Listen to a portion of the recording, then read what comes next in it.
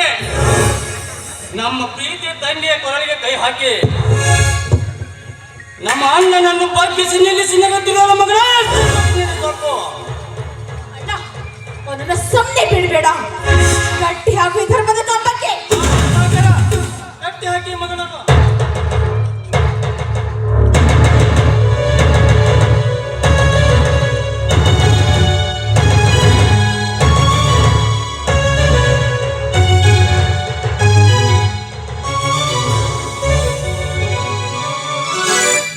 ಅಣ್ಣ, ಏತಕ್ಕಾಗಿ ಇವು ನಿಲ್ಲಿಗೆ ಬಂದ?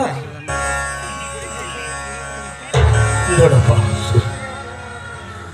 ನಮ್ಮ ತೋಟದಲ್ಲಿ ತೆಂಗಿನಕಾಯಿಯನ್ನು ಕಳು ಮಾಡ್ತಾ ಇದ್ದ ಆ ತಕ್ಷಣವೇ ನೋಡು ಭಾಷಾ ಈ ಕಳ್ಳತನ ಮಾಡುವುದು ತಪ್ಪು ಎಂದು ಅವನಿಗೆ ತಿಳಿಸಲಿಕ್ಕೆ ಹೋದೆ. ಆದರೆ ಇವನು ನಮ್ಮನ್ನೇ ಈ ರೀತಿ ಆಟ ಆಡಿಸ್ತಾ ಇದ್ದಾನಪ್ಪ. ಏನೋ ಮಗನೇ, ಬುದ್ಧಿವಾದ ಹೇಳಿದರೆ ತಿಳಿದಿಲ್ಲ ನಿನಗೆ?